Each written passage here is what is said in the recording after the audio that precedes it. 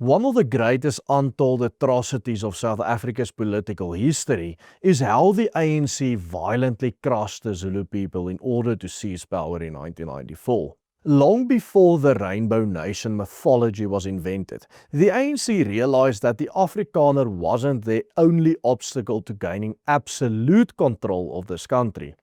They also had to face opposition in the form of Zulu nationalism, a political force they eventually suppressed with absolute terror and brutality. Ever since the dawn of multicultural democracy in this country in 1994, the ANC has been by far the largest party in the country. Along with its two major offshoots, the EFF and the MKP, the party consistently gathers around 65% of the vote, with the only other major black voting constituency being led by the Zulu nationalists of the more conservative Inkatha Freedom Party, which only gathers around 5 to 7% of the vote in general elections. This is despite the fact that the Zulu people make up nearly 25% of South Africa's population, making it the largest ethnic group in the country by far. The second largest ethnic group in the country, the Xhosas, numbers more than 5 million less than the Zulus. And what is interesting is that the ANC as a party has strong historical ties with the Xhosa people as opposed to the Zulu people. From the very start, the leadership of the ANC has been Xhosa dominated. But because the Zulus are the larger people group, it soon realized that in order to become a political dominant player, it would need to destroy the opposition from Zulu nationalists. And so in today's video, I am going to highlight one of the best kept secrets of South Africa's political history. How the Xhosa-dominated ANC used violence to politically suppress the Zulu in order to get to absolute power and domination in 1994. Since the very founding of the ANC, it has been Xhosa-dominated. Even though many of the founders of the ANC, such as Pixley Sakaseme and the organization's first president John Dube were Zulus, the party increasingly gained a distinct Xhosa character shortly after its founding.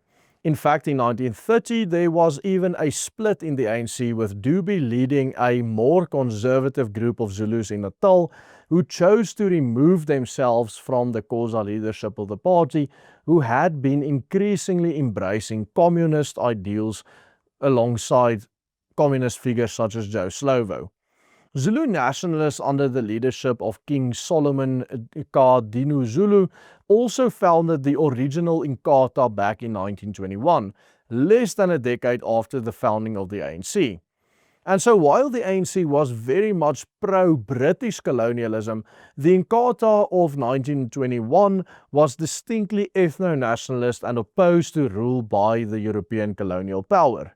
The word Inkatha refers to the great coil of grass on which Zulu kings sit during their official ceremonies. And so in 1975, when Prince Mangosuthu Buthelezi founded the first pro-Zulu political party, the Inkatha Freedom Party, he expressly did this to signal a continuation and revival of the 1921 Zulu nationalist movement. The IFP, from the very beginning, took a radically different approach to politics than the ANC did. As was also later confirmed by the Truth and Reconciliation Commission, Buthelezi already in the 70s rejected the ANC's strategy of an armed struggle and accused the ANC and the exile leadership of having lost all legitimacy. He also opposed the ANC's ideal of a unified multicultural South Africa, claiming that it is based on communist ideals which he himself rejected. In fact, the IFP even considered boycotting multiracial democratic elections because the party's leadership felt that the Zulu people were going to lose their independence in a centralized state under ANC's communist rule. But so as the IFP grew in popularity, especially among younger and conservative and Christian Zulu people in the 80s, it increasingly came in to be seen as a political enemy of the ANC. And the ANC proceeded to suppress this new threat in the only way they knew how, with extreme violence and terrorism. Throughout the 80s, there were several instances of ANC-aligned UDF militants slaughtering IFP members, many of whom were just local councillors serving their community in the KwaZulu administration. This was because the ANC adopted a strategy to make the KwaZulu homeland ungovernable in order to stop the rise of the IFP, who were actively involved in the homeland government structure of the time.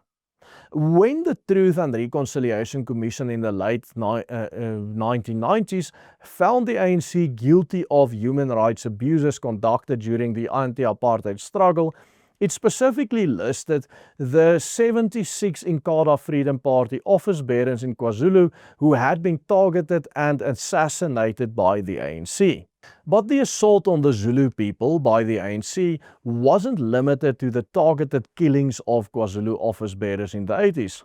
When the ANC was briefly disbanded in 1990, the IFP's membership had grown to nearly 2 million members, making it in terms of membership by far the largest political party in the country at the time.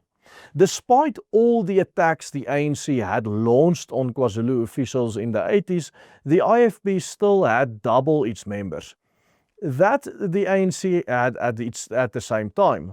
And so for the next 4 years in the run-up to the 1994 election, the ANC even further intensified its assault, killing scores of IFP supporters in a wave of township violence and warfare all over KwaZulu-Natal. And so, through violent suppression in the 80s and early 90s, the ANC dedicated itself to eradicating what would have otherwise been its most fierce political rival. The ANC thereby used violence to murder thousands of innocent Zulu people and suppress the Zulu people's drive for self-determination and nationalism in order to get into power in the unitary multicultural state which they ideologically envisioned. And so, the ANC has been responsible for suppressing movements of self-determination among both the Zulu and Afrikaner people for decades now.